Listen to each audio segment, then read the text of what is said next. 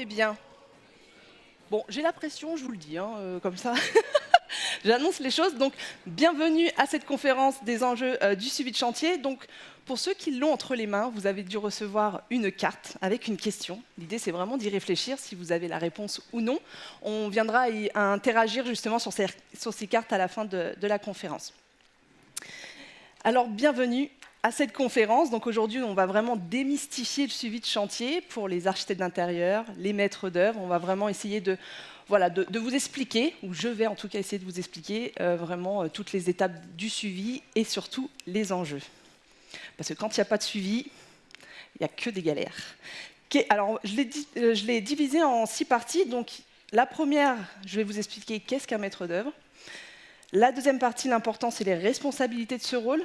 Ensuite, les phases indispensables du suivi de chantier, le pouvoir de la traçabilité, l'importance du développement, et ensuite, on va parler de l'assurance, parce que c'est vraiment votre meilleur allié. Je vais faire quelque chose de très très simple. Je vais vous définir la définition du maître d'œuvre. Donc, la maîtrise d'œuvre est l'ensemble des missions et responsabilités exercées par le compte du maître d'ouvrage, donc le client, dans le cadre de la conception et la réalisation d'un chantier. Donc, c'est-à-dire qu'à partir du moment où vous faites de la conception et du suivi, vous êtes un ou une maître d'œuvre.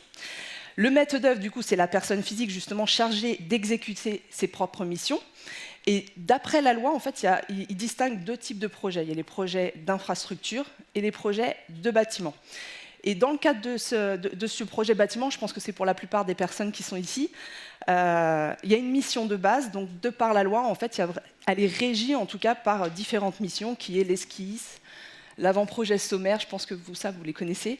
Il y a le PRO, qu'on peut appeler aussi PCG, la mission ACT, qui peut être aussi appelée DCE, donc c'est le dossier de consultation des entreprises, la direction des travaux, le visa et l'assistance des opérations de réception. Donc, on passe à qu'est-ce que le maître d'œuvre? C'est le chef d'orchestre du projet. Donc, je vais vous expliquer un petit peu les rôles et responsabilités, parce que parfois, quand on fait du suivi, on n'arrive pas à savoir vraiment jusqu'où tend nos responsabilités. Alors, le maître d'œuvre, c'est vous, hein, toutes celles et ceux qui font du suivi de chantier, vous êtes maître d'œuvre.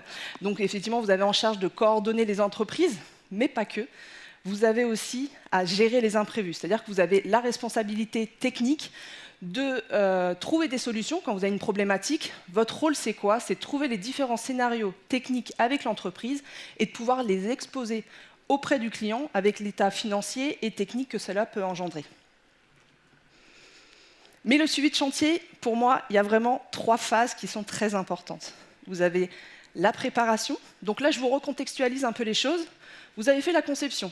Les devis sont signés, le marché travaux est signé. On est au clair, on passe au suivi. Pour moi, il y a vraiment 3 phases qui sont importantes. C'est vraiment la préparation. Donc, n'hésitez pas à recontextualiser le projet avec l'ensemble des entreprises. Faites une réunion, rappelez les choses, dites-leur attention, rappelez-vous, les accès sont difficiles, il faut faire une emprise au sol, une demande de prise au sol au niveau de l'urbanisme quand on a un échafaudage ou des choses comme ça. Il faut vraiment préparer la réunion parce qu'on est là, on travaille en équipe avec l'entreprise et c'est vraiment d'acter les choses pour que justement vous puissiez commencer du bon pied. Alors l'erreur fréquente, effectivement, c'est d'oublier de faire acter les choix des appareillages avec le client. C'est mon petit secret. Je vais vous l'expliquer. En fait, c'est que quand à partir du moment où vous faites la préparation, donc on va arriver sur la phase démolition, dépose, etc. Moi, ce que je vous invite à faire, c'est vraiment de acter les fiches techniques auprès du client. Déjà, dans un premier temps, ça va vous permettre de préparer le dossier d'ouvrage exécuté. Donc, c'est un dossier que vous devez remettre à la fin du projet à votre client. Mais c'est surtout que ça va permettre aussi au client d'avoir vraiment une vision de ce qu'il a confirmé ou validé lors de la conception. Il faut vraiment faire en sorte que visuellement, parce que je pense que pour certains et certaines, ça certainement peut-être joué, c'est le client qui dit « Ah, j'imaginais pas les choses comme ça. Ah, je me souvenais plus que j'avais validé ça. » Donc vous savez qu'à partir du moment où vous allez commencer du suivi, il faut absolument acter ces choses-là pour qu'avec l'entreprise, justement, on parte du bon pied. Ensuite, il y a le suivi. Bon, ça, je ne vous fais pas un dessin, mais en gros, c'est vraiment assurer les visites de chantier, la communication, mais surtout les comptes rendus. Les comptes rendus, c'est vraiment une pièce qui va vous permettre aussi d'acter toutes les choses. Si effectivement vous avez un procès où vous êtes obligé effectivement de prouver des décisions qui ont été prises, le compte rendu va venir être regardé. Donc vraiment, toutes les décisions, les problématiques, qu'est-ce qui s'est passé vis-à-vis de cette décision est très importante. Mais on verra tout à l'heure, je vais vous expliquer un petit peu ce qu'on peut y mettre dans le compte-rendu. Et l'erreur fréquente, effectivement, c'est de ne pas écrire chaque décision dans le compte-rendu. Donc vous savez, les petites décisions qu'on peut prendre via WhatsApp, par exemple. Ah ok, vous avez choisi ça, pas de souci, je le prends en compte. Même ces décisions, il faut le mettre dans le compte-rendu. Donc n'hésitez pas à utiliser des outils qui peuvent vraiment vous faciliter cette tâche et d'indiquer vraiment cette prise de décision dans le compte-rendu. Et effectivement, après, il y a la dernière phase qui est la réception, qui est aussi une phase importante. Alors sachez-le, vous n'avez pas la responsabilité de signer, on est bien d'accord. Votre responsabilité, c'est d'assister le maître d'ouvrage. Donc vous, comme vous étiez en charge du suivi de chantier, vous devez de l'assister et de tester, faire les choses, enfin voilà, vérifier que les portes vont bien, que les prises fonctionnent, qu'il n'y ait pas de fuite d'eau quand on fait couler le robinet. Vous avez cette charge-là. Vous pouvez effectivement prendre la charge de rédiger le PV. Par contre, après, l'obligation de la présence, c'est le client et l'entreprise. Et l'erreur fréquente, du coup, c'est de signer un PV sans check complet. Donc, c'est-à-dire que voilà, vérifier toutes les prises, comme je venais précédemment de vous le dire.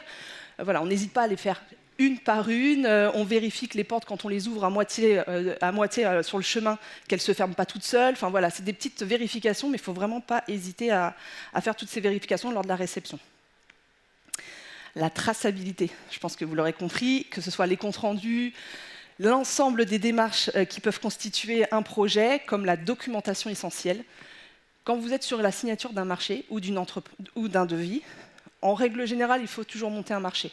Pourquoi? Parce qu'il y a des documentations qui vont vraiment permettre d'acter les choses, comme des OS, ordre de service, qui va permettre d'acter le montant, ou qui peut aussi acter la date de démarrage, parce que parfois vous pouvez signer un devis ou un marché avec le client et l'entreprise, mais l'entreprise, elle ne sait pas s'il faut qu'elle intervienne demain ou dans un mois. Et qui est-ce qui va le confirmer cette date-là? C'est vous. Et parfois, ça va acter administrativement, que ce soit dans le compte-rendu ou effectivement lors d'un OS, vous avez la nécessité en fait, d'indiquer tous ces éléments-là. Ensuite, il y a les outils indispensables, donc c'est le suivi de chantier, donc les plannings. Ça, c'est tirer le planning tous les jours. À chaque visite, vous tirez les plannings. Alors, tirer, c'est un mot un peu technique à l'ancienne. C'est-à-dire que quand vous avez votre planning prévisionnel de départ et que vous avez validé avec l'entreprise, maintenant, c'est à chaque visite, vous tirez votre planning. Vous essayez de savoir où vous en êtes. Pour celles qui ont un peu de mal à se projeter en disant est-ce que je suis à 20%, 30% d'avancement, finalement, un planning peut aussi vous aider à ça. Donc, il ne faut pas hésiter pour effectivement garder le contrôle. Et ensuite, vous avez la structure de compte-rendu. Donc ça, je vais vous l'évoquer. Ces 3 points-là, je vais les détailler juste après. Mais en tout cas, voilà, c'est vraiment structurer votre compte-rendu, mettre le maximum d'infos et faites en sorte de faciliter la tâche aux entreprises. On est là aussi pour les aider. On est là pour défendre le client. Mais pour moi, en tout cas, si on veut vraiment arriver au bout, c'est faire en sorte de créer une équipe avec l'entreprise et de lui faciliter la tâche. À partir de là, vous avez tout gagné. Donc, je vais vous détailler ces 3 points. Donc, les décisions documentées. Donc là, je vous recontextualise un petit peu les choses. On a fait la phase conception, on a signé le marché. On va commencer les travaux, ou on a déjà commencé les travaux. Votre responsabilité en tant que pilote de chantier, donc dans le cadre du suivi, il y a 2 états qu'il faut assurer, c'est l'état financier et l'état technique. Voilà. C'est des enjeux, comme je dis, pas de suivi, que des galères. Ces décisions sont vraiment comme l'état financier, c'est la maîtrise des coûts réels versus ceux qui ont été signés. Vous assurez que ça correspond bien à ce qui a été choisi, ou en tout cas préconisé dans le cahier des charges. Ça, c'est votre rôle. Ensuite, vous avez effectivement toute la partie gestion des travaux supplémentaires. Effectivement, quand le client vient vous demander bah oui, j'aimerais bien qu'on complète les toilettes avec le carrelage, des choses comme ça. Il s'agit d'un TS, travaux supplémentaires. Aucune décision à partir du moment où le devis n'est pas signé. Demandez à l'entreprise de vous présenter un TS, numéro 1, numéro 2, numéro 3. Et en fait, vous devez faire un état financier. Donc, de n'importe quelle manière. Vous pouvez vous servir d'outils, vous pouvez vous servir d'un Excel, vous pouvez vous servir d'un Word. L'idée, c'est vraiment d'acter en fait toute la partie financière. Qu'est-ce qu'on a signé? Quels sont les montants? Ensuite, on met juste en dessous, test numéro 1, tel montant. Où on en est au niveau des paiements. Ça, vous avez aussi cette responsabilité, parce que finalement, si le client ne prend pas en charge le virement à l'entreprise, qu'est-ce qui va se passer? L'entreprise va vous dire quoi? Mais j'ai pas été payé. Il va arrêter le chantier. Et il aura raison. Donc finalement, vous, le fait que vous gardiez en tout cas la gestion de l'état financier, c'est ce qui va vous permettre aussi d'assurer une continuité de chantier. Et l'état technique, c'est quoi? C'est d'assurer l'obtention des fiches techniques. Vous vous souvenez, je vous ai dit au départ, quand on a fait la préparation de chantier, on essaye de voir pour faire les fiches techniques. Là, vous avez 80% du travail qui a été réalisé. Mais parfois, effectivement, il y a des matériaux ou des appareillages qui peuvent être difficiles. L'idée, c'est de demander à l'entreprise, du coup, qu'elle vous donne la fiche technique. Une fois que vous avez tout ça, vous allez pouvoir, effectivement, à la fin du chantier, délivrer les DOE. Vous avez vraiment toute la partie travail qui a déjà été faite. Les outils numériques, à quoi ils servent? Alors, il ne faut pas vous mettre la pression de dire qu'il faut absolument un outil. Commencez déjà à maîtriser tous ces aspects-là pour après, justement, dire comment je peux gagner du temps pour, justement, travailler dans le pratique avec, effectivement, ce gain de temps, ce critère de gain de temps. Donc pour effectivement avoir cette gestion simplifiée, vous pouvez effectivement vous servir d'outils numériques. Donc là, je vous en donne quelques-uns pour justement faciliter les comptes rendus, etc. Vous pouvez avoir Trello, vous pouvez avoir aussi Google Drive. Donc ça peut vous servir aussi de concentrer des documents. Et lorsque vous êtes sur chantier, vous avez un doute, vous avez besoin de communiquer une fiche technique d'une entreprise qui est sur place, dit, ah mais je ne me souviens plus quelle dimension. Hop, vous pouvez le sortir tout de suite et récupérer cette donnée. C'est vraiment des outils qui vont vraiment vous permettre de simplifier et de soulager en tout cas toute cette partie gestion. Vous avez bien évidemment les plannings, hein, j'en ai parlé tout à l'heure. Donc vraiment, n'hésitez pas à vous servir d'outils. Vous pouvez vous servir aussi d'Excel. Hein. Excel, souvent, il peut aussi proposer des modèles type planning Gantt. Donc n'hésitez pas à vous en servir. Et vous avez aussi un outil qui s'appelle Monday. Donc ça, c'est pareil, c'est un outil qu'on trouve sur Internet, mais qui peut vous aider dans la gestion des plannings. Vous avez le suivi Secure. Donc ça, c'est quoi? C'est tous les documents qui sont liés au projet pour centraliser l'accessibilité à tous les intervenants. Parce que parfois, comme je vous l'ai dit tout à l'heure, vous avez effectivement le client qui pose une question, vous avez l'entreprise qui ne sait plus. Enfin voilà, comme je vous ai dit, vous, votre rôle de pilote, c'est de faciliter la tâche au suivi de chantier. Il n'y a que comme ça que vous allez arriver au bout dans les meilleures conditions. Évidemment, je ne vous vends pas du rêve, hein. On a tous, même moi, après 20 ans dans le bâtiment, encore aujourd'hui à gérer mes chantiers, on a toujours des galères, mais l'idée c'est, en tant que pilote, on doit soulager tout ça pour aller jusqu'au bout des choses. Donc vous avez effectivement également Google Drive ou effectivement nos amis ArchiReport, que pour ceux qui veulent le découvrir, c'est un outil que moi-même j'utilise, mais voilà, c'est un outil qui va tout compiler avec effectivement le compte-rendu, le planning, mais en tout cas ça va vous faire gagner du temps. Le troisième point, donc là je vais vous délivrer les 5 éléments indispensables pour la rédaction du compte-rendu. Je vois que les téléphones se lèvent.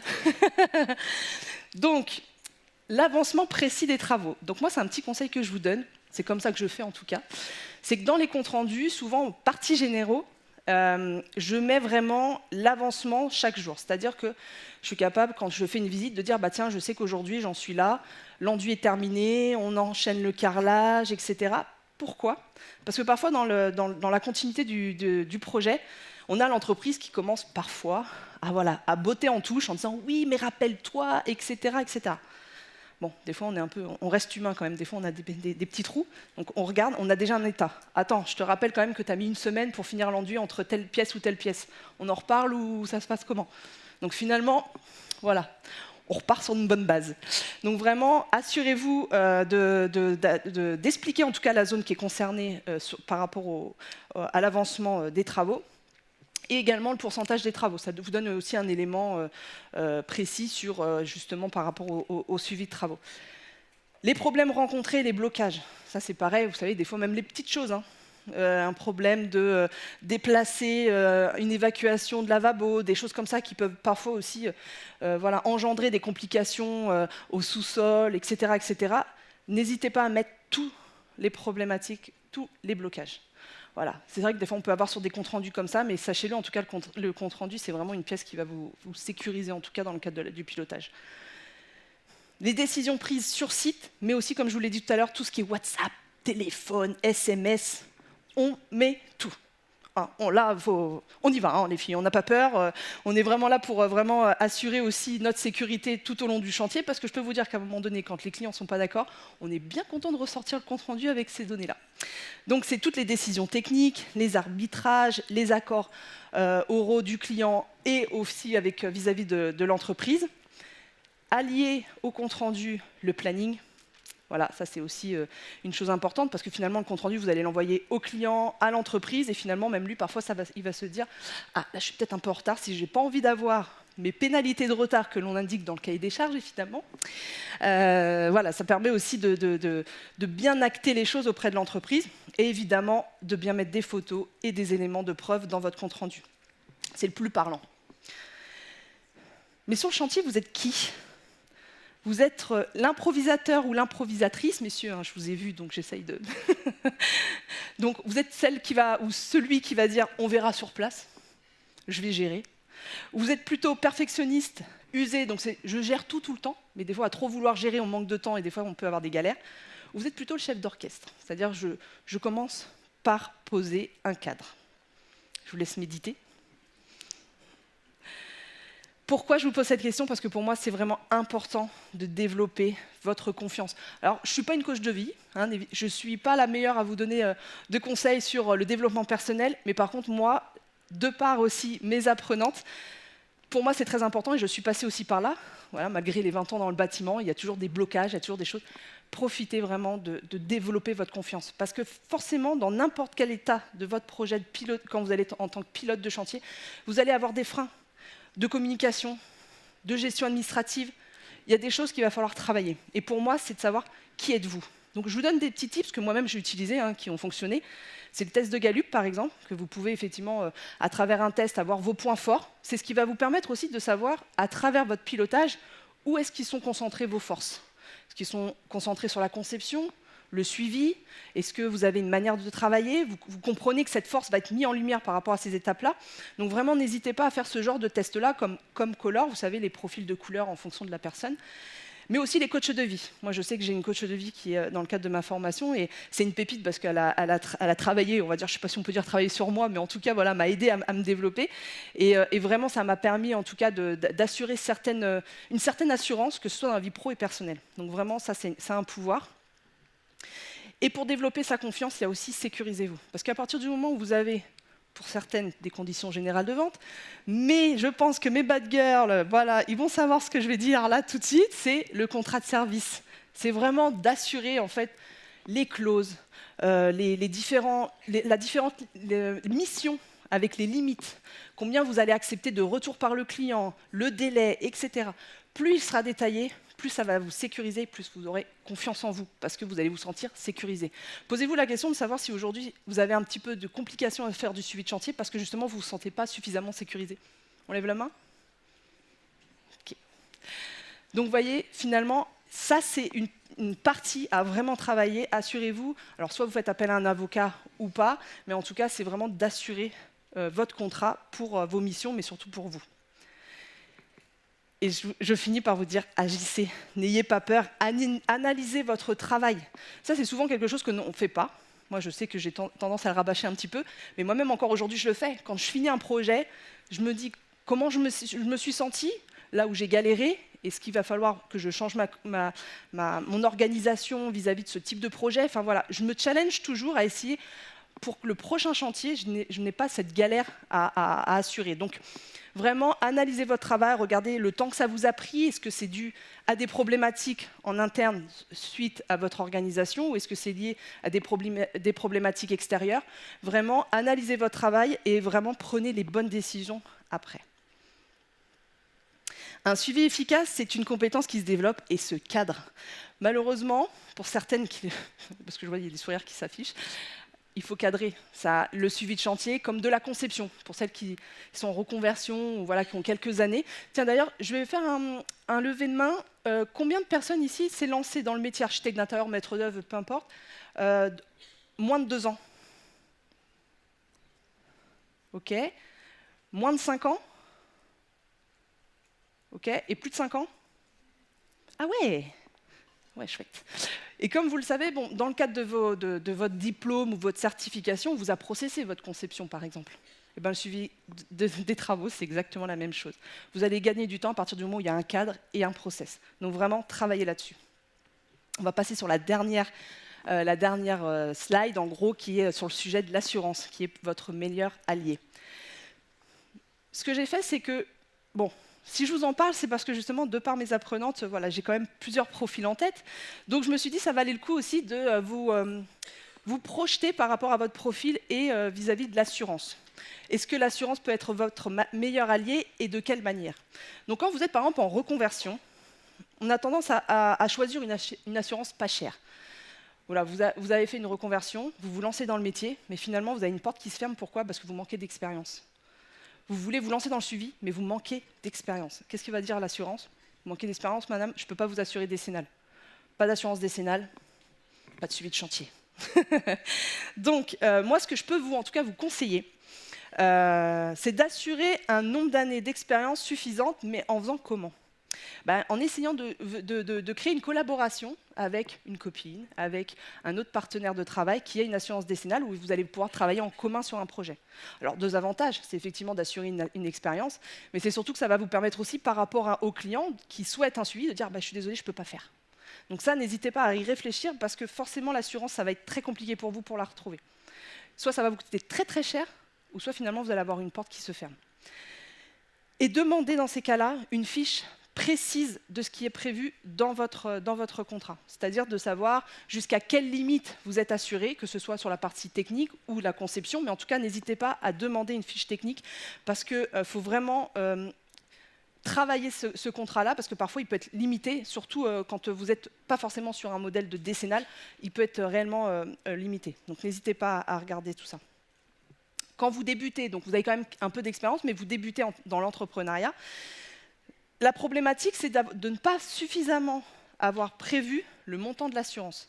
Parce que vous débutez, même si vous avez de l'expérience, ça a été mon cas, moi ça faisait 18 ans que j'étais, enfin un peu moins, ça faisait 16-17 ans que j'étais dans le métier, et quand je me suis lancée dans l'entrepreneuriat, j'ai dû justifier de plus de 10 ans d'expérience. Mais voilà, de prévoir le coût d'une assurance sur effectivement la partie des charges de votre entreprise, n'hésitez pas à le prévoir parce que parfois ça peut faire un petit peu peur. Et déclarer suffisamment toutes les missions que vous allez assurer dans votre contrat. Est-ce que vous allez assurer la mission de maître d'œuvre, donc de suivi de chantier? Est-ce que vous allez assurer la mission d'assistance à maîtrise d'ouvrage? Je ne sais pas pour celles qui savent ce que c'est l'assistance de maîtrise d'ouvrage, levez la main. Ceux qui savent... Ok, il n'y a pas grand monde. Donc c'est l'assistance à maîtrise d'ouvrage, c'est qu'en gros vous prenez le rôle entre guillemets de client, où c'est vous qui décidez plus ou moins de ce qui est le mieux ou pas. Mais ce n'est pas à vous d'étudier la partie technique et financière. Mais vous pouvez assurer cette mission, si vous faites du suivi, vous pouvez assurer cette mission. Donc n'hésitez pas à vraiment expliquer à l'assurance ce dont vous voulez assurer comme mission, et lui comme ça il va l'intégrer dans votre contrat. Vous avez de l'expérience, donc j'ai vu qu'il y en avait quand même pas mal, qu'il y en avait plus de 5 ans. On a toujours tendance à croire que finalement, une fois qu'on a une assurance, on est tranquille. Franchement, moi j'ai eu quand même de belles surprises. N'hésitez pas à renégocier votre contrat. On est là sur les enjeux, on est bien d'accord. Donc vous venez à évoluer, vous venez à avoir de l'expérience. N'hésitez pas à renégocier votre contrat chaque année avec votre assureur, ou également ajouter, alors ça vaut pour tout le monde, mais une protection juridique. C'est très important. Je vais vous donner une expérience. Un client qui ne payait pas, ne payait plus en soi, sur la fin de la prestation. J'ai fait des mails, courrier recommandé. Bon, ça n'a pas marché. La protection juridique, justement, a pris en charge la démarche de mise en demeure, donc j'ai eu rien à payer. Et de par sa propre démarche, qui n'a pas forcément fonctionné aussi, elle a pris en charge les coûts de l'avocat. Donc c'est-à-dire l'avocat a pris en charge de faire la mise en demeure, et j'ai récupéré mon dû, sans rien débourser. Donc sachez-le, à partir du moment où vous avez une assurance, demandez une protection juridique et demandez les conditions de cette protection juridique. Mais ça peut vraiment vous soulager sur pas mal de choses, donc vraiment n'hésitez pas. Et une dernière chose, si vous voulez un bon assureur, posez-lui une seule question. Qu'est-ce que vous ne couvrez pas? On a toujours tendance à se concentrer sur ce qu'on veut, mais sur ce qu'on ne veut pas. Et donc finalement, c'est de demander à l'assureur qu'est-ce qu'il ne couvre pas. Et vous allez voir que finalement, vous allez certainement avoir des belles surprises. Comme vous l'aurez compris, je pense, aujourd'hui, le pilotage de chantier, c'est vraiment prenez le contrôle de votre chantier. Processez vraiment au maximum le suivi de chantier. Parce que le suivi de chantier, c'est comme je l'ai expliqué, c'est un art qui s'apprend. Encore aujourd'hui, on a cette richesse de ce métier, et c'est d'ailleurs pour ça que moi je l'ai choisi, c'est qu'on en apprend tous les jours. Ne croyez pas que vous pouvez être au-dessus de quelqu'un d'autre, ou vous êtes plus bas de quelqu'un d'autre. On a toutes, sur chaque chantier, un apprentissage différent. Donc vraiment, n'hésitez pas à vous perfectionner tous les jours. Investissez sur votre développement. C'est un métier où, effectivement, pour moi, la meilleure école, c'est le terrain. Donc n'hésitez pas à y rester une journée avec l'ouvrier pour voir comment il fait, le temps qu'il met pour mettre une plaque de placo, pour mettre une baignoire, des choses comme ça. N'hésitez pas. Il n'y a que sur le terrain que vous allez apprendre la partie technique. Pour devenir un ou une maître d'œuvre qui inspire confiance et qui réalise des projets exceptionnels. Donc, si on continuait à jouer. Vous avez dû recevoir les cartes, voilà, qui ont certainement dû vous challenger un petit peu, hein, n'est-ce pas? Donc ce que je vais faire, c'est que l'idée, c'est vraiment d'interagir avec vous. C'est de savoir, est-ce que vous êtes capable de répondre à cette question ou pas? Et que si c'est le cas, qu'on puisse interagir. D'accord? Donc je vais tirer au sort une carte. Et pour toutes celles qui ont cette carte, pour celle qui veut interagir avec moi, pour donner effectivement sa réponse ou non, on va interagir.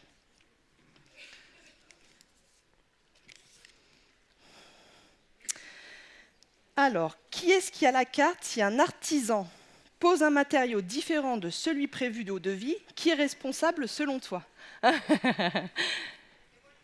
Il n'y en a que 3. Ouais, faites pas les timides. Écoutez, nous, on est là, hein, on est là pour bosser. On n'est pas là pour enfiler des perles, hein, n'est-ce pas? Aujourd'hui, il faut prouver de votre audace. Hein, Bon, bah du coup, on challenge l'homme ou pas, les filles? Bon, désolé, j'ai mon naturel qui ressort. Bon, monsieur, est-ce que du coup... Alors, je peux me permettre de vous demander de vous lever? Quel est votre prénom? Oui, ah merci Mathieu, c'est gentil.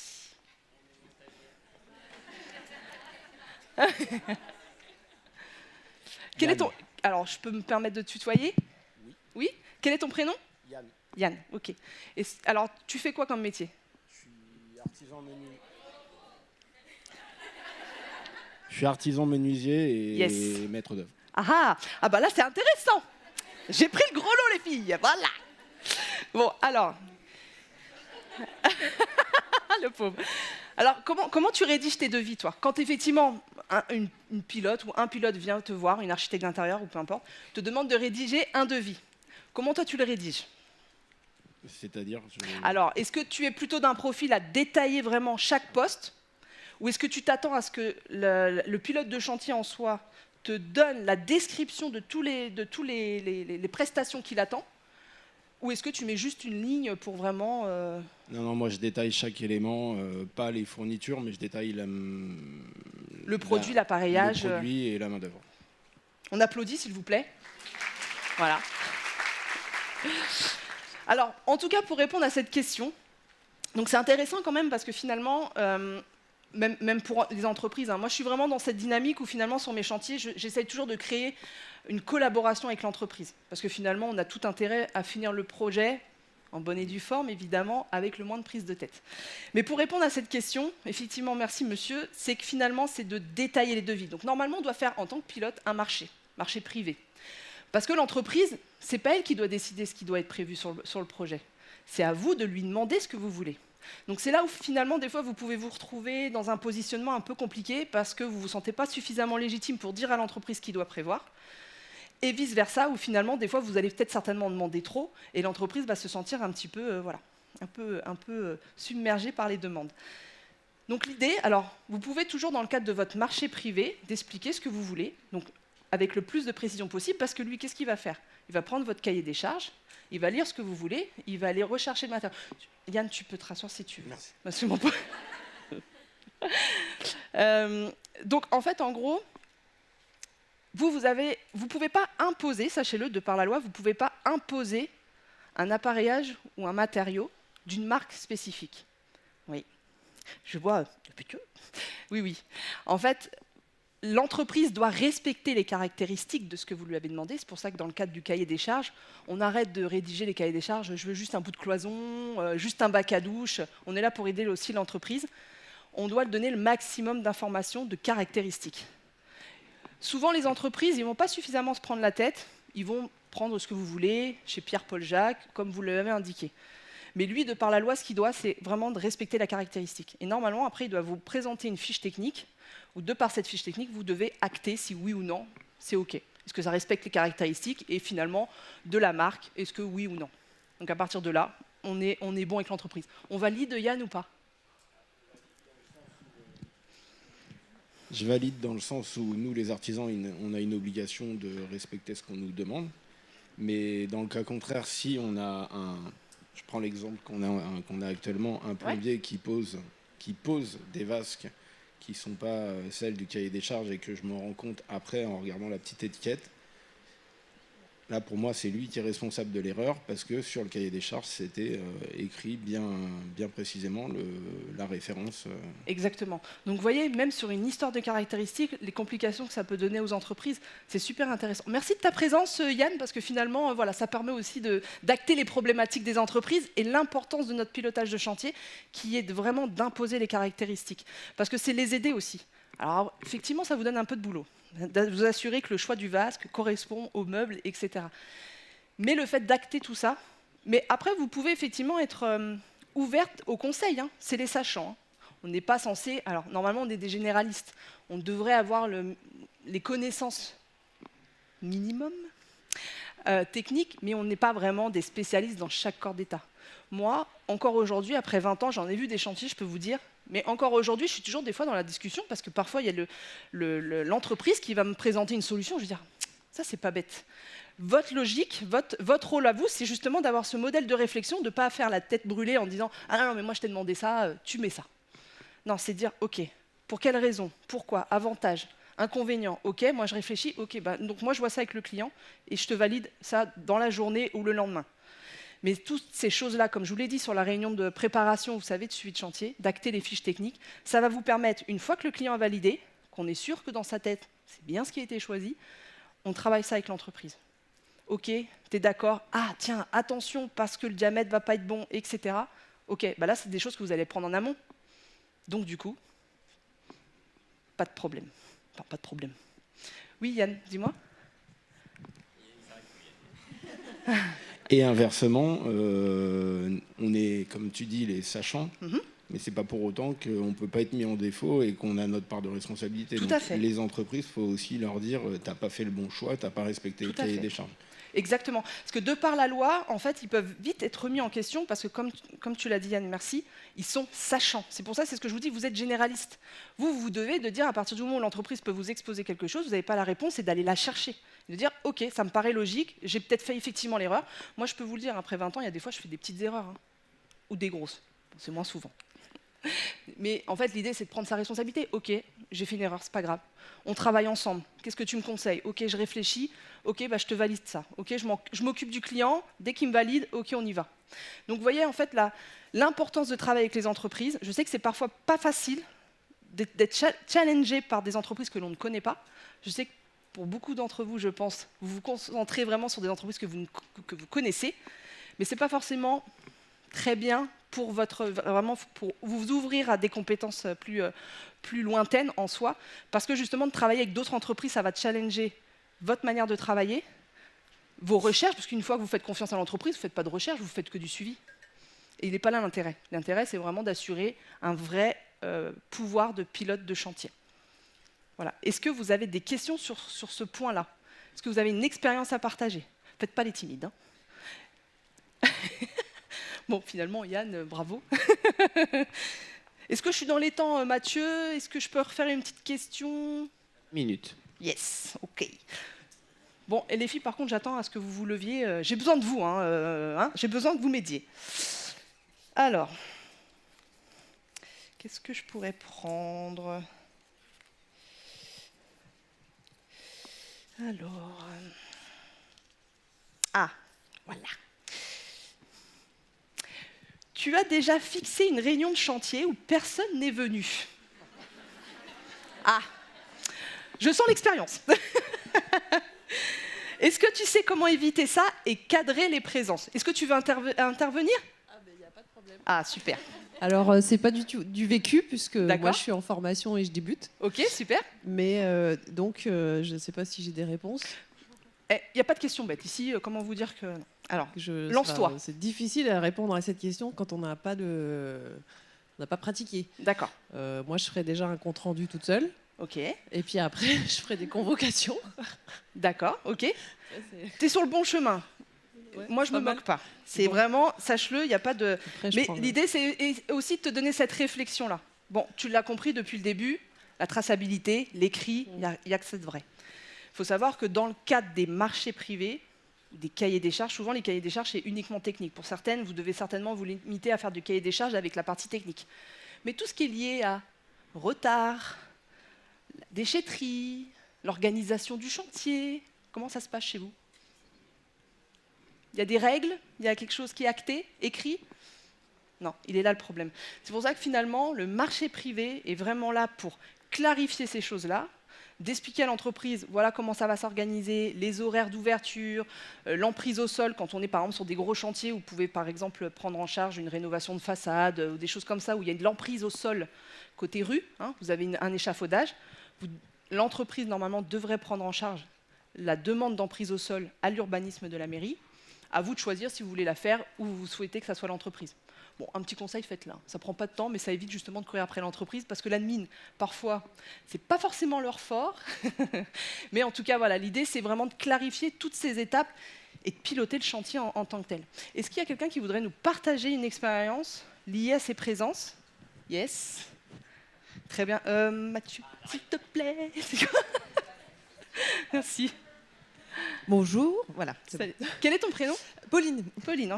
Alors, ce qui s'est passé, c'est que je gérais une rénovation d'une grosse maison. Donc, j'ai fait appel à une entreprise qui avait un chef de chantier en plus. D'accord. Je donne rendez-vous, j'arrive, il n'y a que le chef de chantier, il n'y a pas un seul entrepreneur sur place. D'accord. Et je vois que le chantier n'a pas avancé du tout, donc je ne suis pas contente. Ok. Je dis au chef de chantier, bah, c'est bien, je fais mon compte rendu, je vais vous donner mes honoraires que paye le client. Et peut-être que vous les paierez à chaque fois que je viendrai aussi, parce que ça ne peut pas continuer comme ça. Donc juste ça, donc on arrive sur un chantier vide, bon, on fait le point, le chantier est vide. Voilà, c'est la seule menace, entre guillemets, que j'ai fait, c'est vraiment un mail un peu percutant, où j'ai dit maintenant je veux des avancées actives la semaine prochaine. Si ça ne se passe pas comme ça va moins bien se passer avec moi aussi, parce que je suis... Normalement, je suis sympa. Ouais. Mais là, un peu moins. Et donc, ouais, je leur ai envoyé mes honoraires en disant attention, moi, mon client, il me paye aussi. Donc, vous êtes tenu d'être là, en fait, sur le chantier. Voilà. Merci beaucoup, Pauline, parce que du coup, de par ton interaction, il y a deux choses que j'ai soulevées. Alors, sachez-le, du coup, je vais plus ou moins répondre quand même à cette question. Hein. La principale idée là, c'est que je vous donne un maximum d'éléments. C'est que dans le marché privé, vous êtes amené à clarifier des pénalités de non-présence en réunion. Le marché, c'est un contrat en soi, lié entre le client et l'entreprise, qui clarifie une pénalité pour non-présence au chantier. Alors évidemment, moi je vais avoir mon petit côté un peu terrain. L'idée, c'est pas de prendre la tête à l'entreprise, d'être suffisamment là tous les jours. Des fois, vous êtes sur une phase de chantier où finalement, peut-être le menuisier, ça ne va pas l'intéresser parce que vous êtes en phase démol. Bon, on ne va pas l'inviter. Enfin, à un moment donné, il faut rester quand même logique. Parce que lui, ça va le peser. Ça va lui prendre la tête, il va être encore moins comment dire, ouvert à essayer de obtempérer sur certaines démarches. Donc, le marché privé, parce que là, je vous le dis, les filles, quand vous êtes sur la signature uniquement de devis entre le client et l'entreprise, toutes ces choses que là, je vous dis, vous ne l'avez pas entre vos mains. Vous n'avez pas de délai, vous n'avez pas toutes ces choses qui sont actées administrativement. Donc, c'est vraiment rédiger un marché, où vous allez dire, voilà, la pénalité pour non-présence au rendez-vous, et surtout dans le cadre du compte-rendu, quand vous faites un compte-rendu de chantier, avec effectivement les présents qui ont été convoqués, c'est de dire, OK, il a été présent ou pas présent. Alors, il peut y avoir une galère, il est sur un chantier. Bon, on peut vraiment, voilà. Après, encore à lui de dire, bon, j'ai pas été présent, est-ce que vous pouvez me checker un peu ce qui a été vu? OK, pas de souci. Par contre, la prochaine fois, tu ne me la fais pas à l'envers. OK?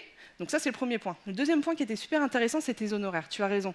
Mais est-ce que vous saviez que dans le marché privé, vous avez la possibilité de mettre une clause qui dit que si toutefois, à cause de l'entreprise, évidemment, et encore faut-il le prouver, mais à partir du moment où l'entreprise étend le délai des travaux pour X ou Y raison, il a tardé à commander des fournitures, etc., etc. Donc vous, ça étend votre prestation. Parce que je vous rappelle que nous, on reste quand même un prestataire de service, d'accord? Donc notre temps, c'est notre travail. Donc notre temps, c'est notre argent. Donc, votre intérêt, c'est quoi? C'est de mettre une clause en expliquant que si toutefois vous arrivez à prouver que l'entreprise n'a pas été suffisamment correcte dans le moment de commander, alors que vous lui avez donné à temps la commande des fournitures, etc., vous pouvez justifier de vos honoraires et dire au client, OK, mes honoraires, vous pouvez l'imputer au marché des entreprises. Ça, c'est peut-être un petit secret que je vous donne. Donc vraiment, vous voyez l'importance de rédiger un marché. C'est toutes ces clauses que j'ai pu effectivement évoquer avec vous. c'est de ne pas hésiter à donner le maximum de clauses qui vous sécurisent. Comme ça, vous vous sentez déjà un peu plus légitime à dire, bon, bah moi, le chantier devait durer 6 mois, il dure 1 an. Parce qu'à côté de ça, vous devez assurer quand même des réunions de chantier, hein, parce qu'il se passe des petites choses. Mais qui est-ce qui vous paye? Donc au lieu de dire, mais je ne vais peut-être pas demander au client de payer ma prestation, il y est pour rien. Mais dans votre marché, si vous prévoyez cette clause en disant, si je vous prévois une prestation, vous inquiétez pas, parce que vous pouvez l'imputer à l'entreprise, et que dans le cadre du marché de technique de l'entreprise, c'est bien indiqué, en disant, les honoraires supplémentaires de la maîtrise d'œuvre, du pilote de chantier, peut être imputé au marché si toutefois le retard a été justifié et causé par l'entreprise. Est-ce que vous connaissiez cette clause-là en soi? Levez la main, ceux qui savent ou pas? Je vous ai donné un petit secret. Oui, mais toi, tu triches. Parce que c'est une élève de ma formation. Voilà, j'espère avoir... Bon, là, je pense que je suis dans les temps. Math, c'est bon? OK. Donc, on clôture cette conférence. J'espère que ça a été, parce que je sais que le matin, des fois, c'est un peu compliqué. J'espère que ça a été, que je vous ai apporté quand même pas mal d'éléments. Je vous remercie beaucoup de votre écoute et je vous dis peut-être à très bientôt.